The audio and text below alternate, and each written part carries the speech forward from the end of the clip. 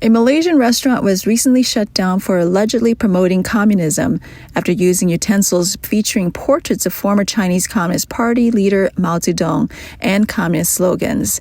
The restaurant's manager was arrested by police. According to Bernama news agency, Malaysia's Inspector General Police Tan Sri Razaruddin confirmed that on the night of December 4th, police raided a Chinese barbecue restaurant and found utensils, including plates, bowls, spoons, teapots, and cups, all featuring images of Mao Zedong. Police immediately took action, sealing off the restaurant and arresting the manager, who is accused of attempting to promote communism. The restaurant is located in Bandar Botanic, Klang Selangor. Razaruddin mentioned that police seized 5 white ceramic bowls, each engraved with Mao Zedong's image and Chinese slogans associated with the Communist Party. Other items confiscated included ceramic spoons with Mao's portrait, teacups with both Chinese inscriptions and his image, as well as business receipts. The 20-year-old male manager who was arrested claimed that the utensils were purchased by a Chinese friend of the restaurant owner and were shipped to Malaysia for use in the restaurant. The discovery was first brought to light by YouTuber Lewis on November 17 when he filmed a video at the restaurant and shared it online. The video is titled "Malaysian Restaurant Suspected of Promoting Communism." In it, he explained that a fan had emailed him about the restaurant's suspected promotion of communism and that they had already reported to the authorities. Lewis stated that when he visited the restaurant with friends the previous weekend, he noticed that many of the utensils were covered with communist propaganda images, and some even featured communist slogans. He pointed out that many Malaysians may not realize that promoting communism is illegal in Malaysia. He recalled a similar case in which authorities took immediate action. Lewis stressed that such behavior should not be tolerated. He warned that while it might start with restaurant utensils, it could eventually extend to wall advertisements and TV commercials. He expressed concern that although his fan had reported the matter to government officials, no action had been taken. He urged people to report the issue to local authorities or elected representatives to prevent the spread of such ideology. The police raid and arrest on December 4th followed these revelations. Local media reports indicated that the police are investigating the restaurant under Malaysia's Societies Act 1966, Section 47, for distributing materials related to illegal organizations. In a media interview, Tan Sri Razaruddin emphasized that police will ensure that no one attempts to undermine the country's peace or create public panic. Many online users expressed their support in the comments under Lewis's video. This communist restaurant really got shut down today. It's important to make it clear that promoting communist ideology has no place in democratic countries. Back in the day, we fought the Malayan Communist Party and drove them out of Malaysia. Now a restaurant is openly promoting communism? This is a sign of infiltration from the communist countries. We need to pay attention. We must refuse to dine at these restaurants. Our government is too slow. Even after reports were made, nothing was done. I'm from Brunei. I don't want Malaysia to turn into a communist state, and I don't want my second homeland to face such turmoil. Finally, the authorities are taking action. Communism is boldly spreading these inhumane ideas in Malaysia now. Other users shared their own experiences. We ate at a stall using similar utensils, but it closed down soon after. Another restaurant in Kuala Lumpur with communist-themed murals was also shut down. The portrait of Mao Zedong was a prominent symbol during China's Cultural Revolution from 1966 to 1976, a period marked by intense internal conflict and widespread destruction of government institutions. Scholars estimate that the death toll during this decade-long crisis ranges from 2 million to 20 million. In Malaysia, promoting communist ideologies is illegal. Similar incidents have occurred in recent years. In January 2021, a Chinese restaurant in Penang and its branches were shut down for displaying wallpaper with Mao Zedong's image. Reports at the time mentioned that the police raided the restaurant after receiving a public tip-off. In addition to tearing down the wallpaper, they seized 4 small cups with Mao's portrait and detained a 23-year-old restaurant manager. Footage of the police tearing down the wallpaper was shared on Twitter. A restaurant in Malaysia called Siangge Lila, which specializes in Hunan cuisine, is under investigation after its decorations, themed around Mao Zedong and communism, caught attention. The restaurant located in Penang displays images of Mao in military attire and people holding Mao's little red book. While some slogans on the walls appear to be Mao's quotes, many are altered to be humorous or playful. The head of the Penang Criminal Investigation Department told local media that the restaurant is being investigated for promoting an illegal association and spreading content that could cause public concern. He also mentioned that similar wallpaper in another branch of the restaurant had been removed. This incident follows a similar case in Johor Bahru in early 2021, where a Chongqing hot pot restaurant faced action from the local authorities due to a red star symbol on its new sign, which was linked to the Chinese Communist Party, or CCP. The Johor Bahru City Council urged the public to report any advertisements or signs related to sensitive political topics, especially those involving communist symbols. Beyond business, the issue has extended to cultural events. During the 10th Malaysia International Guangdong Cultural Festival in Perak on October 24, 2024, 17 Chinese participants were seen waving the Chinese national flag in front of the Leaning Tower of Teluguntan. Some were also heard shouting, "5-star red flag, go." The videos quickly went viral on social media, sparking controversy.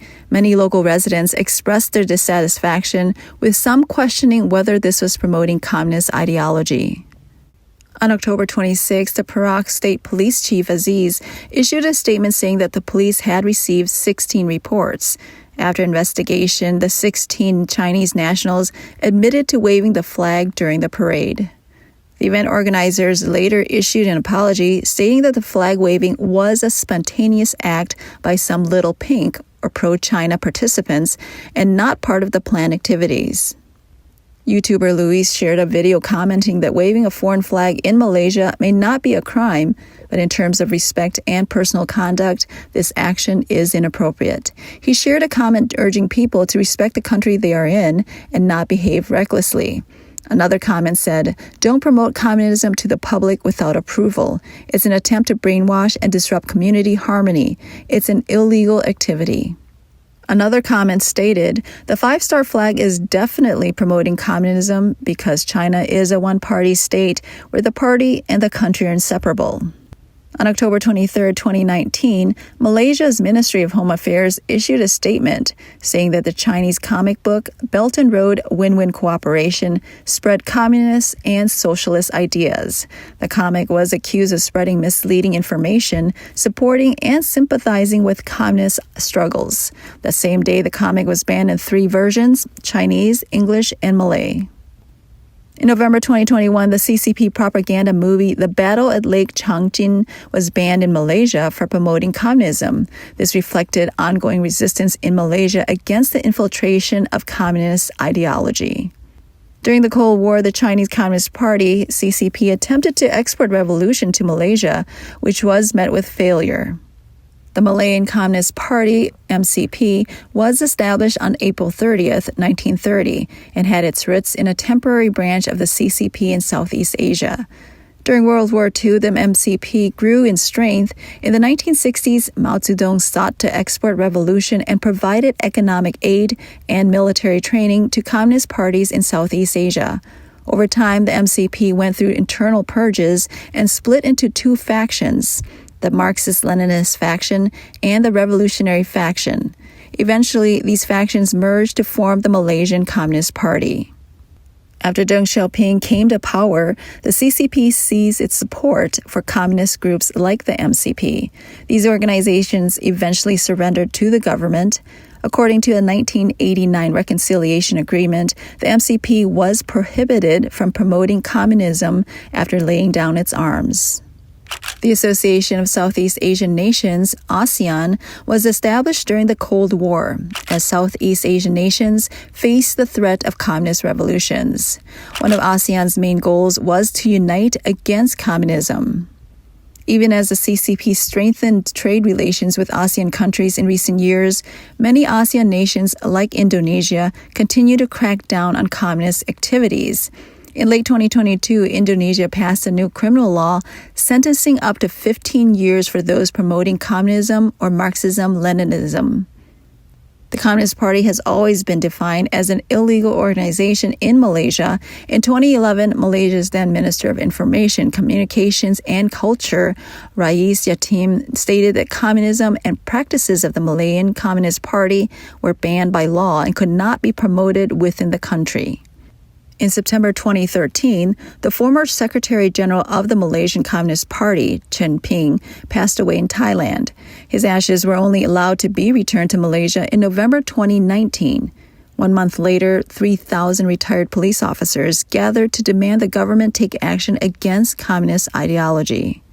The Malaysian Chinese community has long faced pressure due to its ties to the MCP, and they remain generally wary of communism.